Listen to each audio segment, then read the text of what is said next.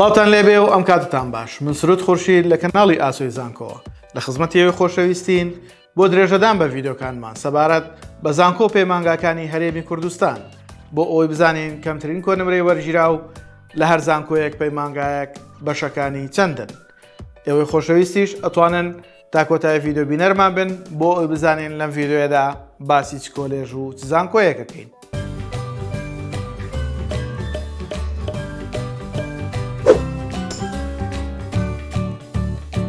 لە یەکەم ڤیدۆمان سەبارەت بە زانکۆی پۆلیتەکنیکی دهۆک ئەمانەوێ باسی کۆلێژێکی تایبەت بکەین کە ئەویش کۆلێژی تەکنیکی ئەندازیاریە لە زانکۆی پۆلیتەکنیکی دهۆک کە لەم خشتەیە پشتەوەمان بۆ ئەوەی خۆشەویست باسیەکەین. ئاخۆ بزانین کۆلێژی تەکنیکی ئەندازیاری لە زانکۆی پۆلیتەکنیکی دهۆک هەر بەشێکی زانکۆڵاینی پارالێلی ئێوارانی چەندە و هەروەها بەشەکانی چین پارێزگا و گشتی چۆنن بۆ ئەوەی بتوانین لە کاتی پڕکردنەوەی فۆرمی زانکۆڵاین سوودیان لێ ببینین. ئێوەی خۆشەویستیش لەگەڵمان بن تاوەکو کەمترین کۆنمرەکانتان بۆ بخوێنینەوە. یەکەم بەشمان لە زانکۆی پۆلیتەکنیکی دهۆک کۆلێژی تەکنیکی ئەندازیاری بەشی تەکنیکی وزەیە کە زانکۆڵاینی پارێزگا 8.2 و بە هەمان کۆنمرە بۆ گشتیەکەی. پارالێلی پارێزگا 8 و بە هەمان کۆنمرە بۆ گشتیەکەی.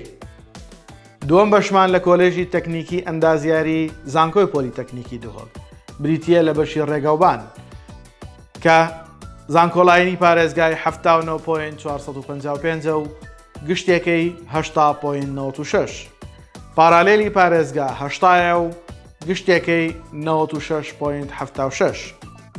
بەشی ئەندازیاری کیمیاوی 78.245 کەمترین کۆنمرەی زانکۆڵاینێتی بۆ پارێزگا و گشتێکەی 82.893. پارالێلی پارێزگا 8 و گشتێکەی بە هەمان کۆنمرە. تابیانی خۆشەویست ئەمە کەمترین کۆنمرەکان بوون لە کۆلێژی تەکنیکی ئەندازیاری لە زانکۆی پۆلیتەکنیکی دهۆک بە زانکۆڵاین و پارالێل چونکە بەشێکی زانستیە کەواتە ئێوارانی نییە و هەروەها یەک دوو خاڵمان هەبوو کە کۆنمرەکانیان تۆزێ بەرز بوون ئەوەش جارێ دیکەش باسمان کردوتەوە ئێمە لە سیستمەوە هەموو کەمترین کۆنمرەکان وەرەگرین. زۆر جار سیستم ئەو کۆنمرەی پێداوین لەبەرەوە ئێمەش بە هەمان شێوەدامان ناوەتەوە بەو هیوایی کە بتوانین ئەو کۆنمرانەی بۆ ئەوەی خۆشەویست باسمان کردووە سوودی هەبێ بۆتان و لە کاتی پڕکردنەوەی فۆرمی زانکۆڵاین سوودی لێ ببینن.